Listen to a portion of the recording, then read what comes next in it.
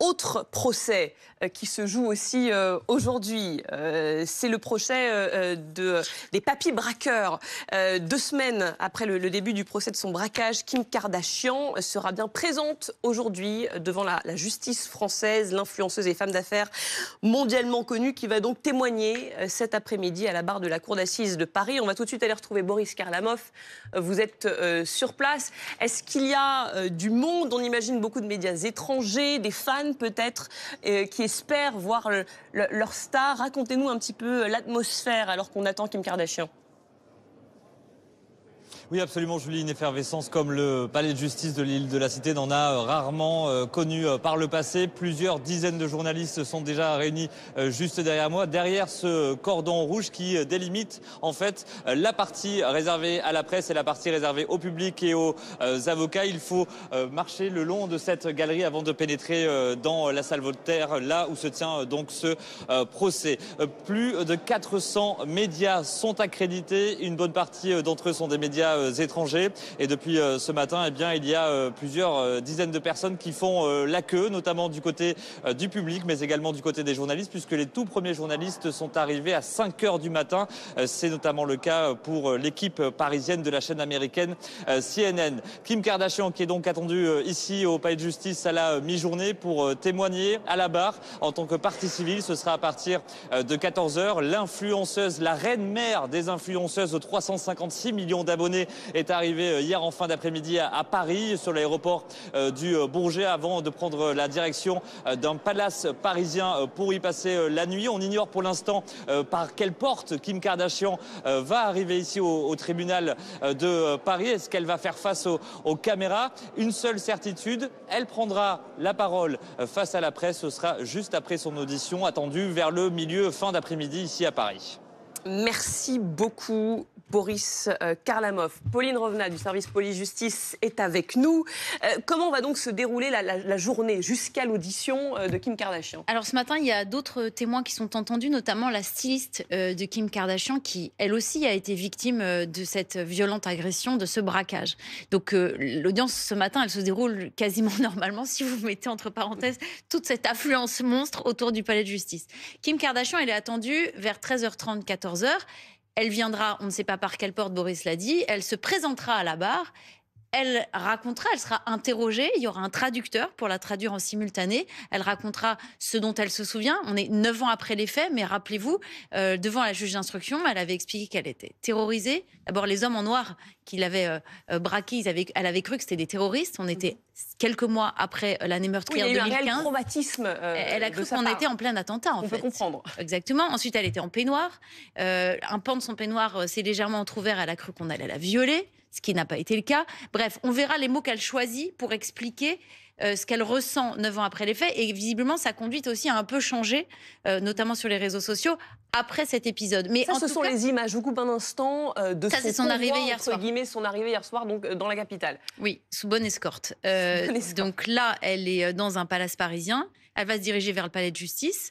Elle va donc aller à la barre, elle va faire ses déclarations, elle sera traduite en simultané. Et après, nous annonçons, elle doit s'adresser à la presse. Donc ça va être aussi un grand moment, puisque vous savez qu'en France, contrairement aux États-Unis, les caméras ne sont pas dans les salles d'audience. Donc comme on n'aura pas la chance de l'entendre à l'intérieur, nos reporters nous les raconteront, mais on pourra aussi l'entendre une fois qu'elle sera sortie. Avec sa volonté, c'est ce qu'elle a fait savoir via ses avocats, cette volonté d'affronter ceux qui l'ont attaquée. Elle n'était pas obligée de venir, elle a voulu le faire.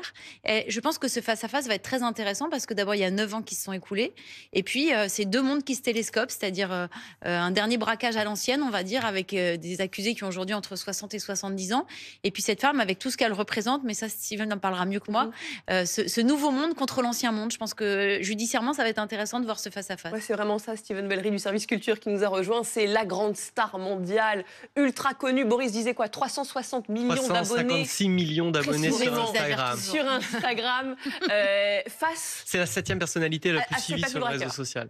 Et ce sont deux mondes qui vont s'entrechoquer cet après-midi, c'est ça? Exactement. Et puis il y a aussi le côté la France face aux États-Unis, la surpuissance d'une influenceuse, une icône de notre siècle aussi, parce qu'on ne sait pas véritablement ce qu'est Kim Kardashian. Elle n'a pas fait cette réputation, cette popularité grâce à la musique ou au cinéma. Elle a bâti cela, tout a commencé avec une sextape. C'est très à l'américaine cette histoire, voyez-vous. Et finalement, elle a bâti un empire et sa fortune serait aujourd'hui estimée à 1,8 milliard d'euros. Pour estimer le poids qu'elle est aujourd'hui, elle a l'oreille des présidents, elle est reçue à la Maison-Blanche, elle fait des études pour devenir avocate, elle intervient dans des dossiers, elle se mouille pour faire libérer les frères Menendez aux États-Unis. Oui, elle pèse. Elle pèse dans le game, comme on dit, voilà. Elle est aujourd'hui plus qu'une influenceuse, c'est une businesswoman, c'est une voix écoutée, c'est une star de télévision, ses émissions font des millions de téléspectateurs. Elle irrigue comme ça le champ américain dans de très nombreux domaines et pas que celui de l'influence et de quelques photos Instagram vendues $500 000 pour une publicité. Alors ce qui était intéressant, c'est qu'elle avait déjà témoigné auprès de la justice française. C'était quelques mois après les faits. Depuis New York, la juge s'était déplacée parce qu'elle ne voulait plus remettre les pieds à Paris, complètement terrorisée. Alors elle est revenue depuis. Elle est revenue depuis. Oui, mais à l'époque, elle avait refusé. La juge avait fait le déplacement. Fanny Wegscheider, vous avez pu consulter les PV d'audition de Kim Kardashian devant cette juge d'instruction qui a donc fait le déplacement. Qu'a-t-elle dit? Oui, alors dans les bureaux du procureur fédéral à New York, ce 2 février 2017, donc 4 mois jour pour jour après les faits, Kim Kardashian avait expliqué notamment les circonstances de l'arrivée de ces braqueurs dans l'hôtel en direction de sa chambre. Ils faisaient vraiment du bruit avec leurs pieds. Je croyais que ma sœur, Courtney, que l'on voit ici sur l'image, et Stéphanie rentraient ivres et faisaient du vacarme. J'ai dit bonjour, personne n'a répondu. J'ai compris que quelque chose n'allait pas. Elle donne ensuite des précisions sur l'irruption de ces hommes armés, accompagnés par le veilleur de nuit qu'ils avaient menacé. Ils étaient agressifs. Je croyais qu'il s'agissait de terroristes venus pour m'enlever. Je me suis tournée vers le concierge pour lui demander de leur dire de ne pas nous tuer. Le concierge m'a dit qu'il avait aussi des enfants, qu'il fallait que je me taise. Kim Kardashian donne également des informations sur comment elle se sentait. Elle était terrifiée, elle pensait vivre ses dernières heures.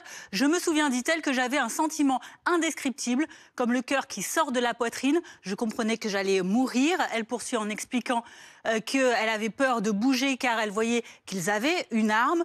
Kim Kardashian qui ajoute également au sujet de ses enfants, je leur disais de me laisser en vie, que j'avais des bébés et que j'allais tout leur donner. J'étais frénétique, je hurlais, je pleurais, je suppliais. À la juge française d'instruction, Kim Kardashian explique également qu'elle estimait que le coup avait été préparé de l'intérieur, donc dans sa garde rapprochée. Et ensuite, en 2017, dans son émission de télé-réalité, et un peu plus tard en 2020 chez David Letterman, elle a expliqué également qu'elle avait cru qu'elle serait violée ce soir-là, ce qui n'a pas eu lieu, heureusement. Merci beaucoup Fanny. La terreur cette nuit-là pour Kim Kardashian qui pensait donc qu'elle allait mourir. C'est vrai que malgré la truculence des personnages, on les appelle les papis braqueurs, ça prête presque à de la sympathie, mais en fait tout ça est très sérieux et très grave. Oui, parce qu'il y a un réel traumatisme, on l'entendra, ce seront les mots choisis par Kim Kardashian, parce qu'ils risquent gros aussi ces papis braqueurs qui sont plus braqueurs que papis aujourd'hui. Ils encourent certains la réclusion criminelle à perpétuité. Le principal accusé, on l'appelle le vieil Omar, alors il parle plus. Il y a tout un système dans cette cour d'assises parce qu'il écrit sur un papier ses déclarations qui sont vidéo projetées dans la salle d'audience. Donc ce sont effectivement, ils n'ont pas fière allure si je puis dire parce qu'ils ont 10 ans de plus et parce qu'à l'époque c'était déjà un braco à l'ancienne. Mais ça n'empêche qu'il y a un traumatisme et la justice va devoir passer là-dessus. C'est pas du romantisme et toute la jolie mythologie d'un braquage à l'ancienne. Il y a aussi cette victime, Kim Kardashian, aussi milliardaire qu'elle soit, elle peut être traumatisée et on écoutera attentivement ce qu'elle dit à la barre cet après-midi.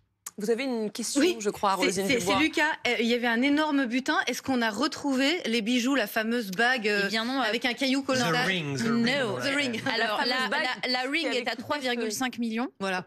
Bon. Elle n'a pas été retrouvée et surtout, il y a eu beaucoup d'argent qui a été retrouvé, mais l'intégralité du butin n'a pas été retrouvée. Il a sans doute été écoulé et sans découpé. Vous voulez dire les pierres ont été retirées Oui, et puis elles ont été vendues ou fondues pour ce qui est du métal précieux. On dit à Belgique, à Anvers, visiblement. Alors moi, je suis pas diamantaire, de la joaillerie. Je me suis encardée, Pauline. Voilà, moi, je suis pas diamantaire, mais je crois que c'est par là que ça se passe.